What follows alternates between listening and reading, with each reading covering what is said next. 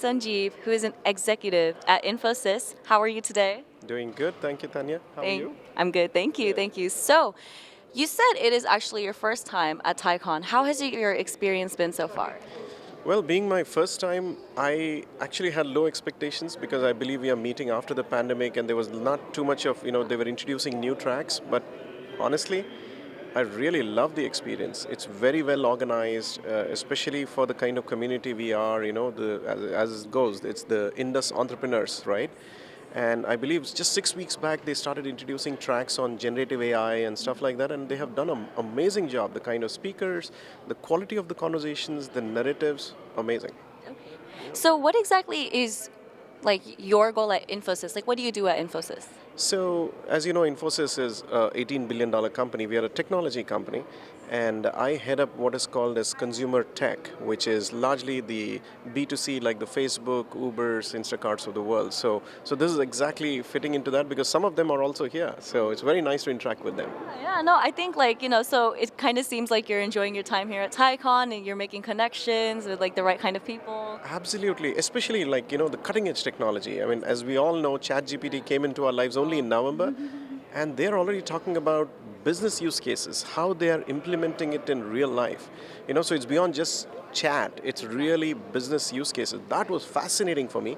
The other one is how silicon is coming back to Silicon Valley. The manufacturing of silicon and how it can make a huge difference to Silicon Valley. So it was really amazing. I think those kinds of things I was not really expecting, because when I initially saw the agenda, I was like, oh, but the kind of people, like today morning we had the CEO of Nextdoor, and the kind of insight she was sharing was fascinating. So absolutely wonderful experience. Yeah, there are actually two topics that you touched upon that I wanted to ask about. The first one being ChatGPT. You said that there are business use cases, but a lot of the fears that people are having these days is, oh my God, ChatGPT is going to take my job. What do you have to say about that? See, with every technology which has been there, this fear has been there. And yes, technology will replace some jobs. In fact, maybe in the future this could be just done through our avatars, right? But at the same time creates new jobs, like what they were talking about in terms of prompt engineering, right? It'll create a whole new way of, I think humanity tends to evolve around this. So it'll create, yes, but the speed at which it is coming is the cause of concern. But really speaking, it can enhance our productivity 10x, 100x. So I think it's a positive. It just depends on how you look at it. But these are very early days. People are jumping to conclusions about saying there is AGI. In fact, I was with Sam Altman, the CEO of ChatGPT, OpenAI, just 2 days ago in San Francisco, and he was talking about AGI not in the terms of like what Hollywood depicts it, saying like there's a robot coming out of control.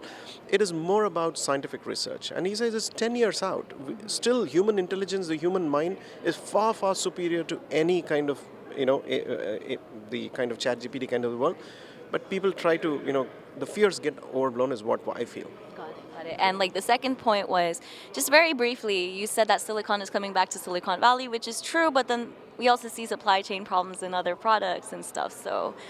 I think precisely the reason why it's coming back, because during the pandemic, it showed that how you can be susceptible. I mean, you remember all cars. I mean, people don't realize where all the chips are used. Yeah.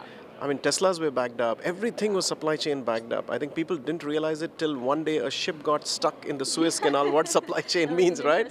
Everyone woke up that day. Yeah. I think that's why it's a good thing to kind of decentralize your dependency. Otherwise, I think with this just-in-time kind of a model, we outsourced everything and did not realize that you suddenly can be captive to these kinds of, and prices went up, availability was not there.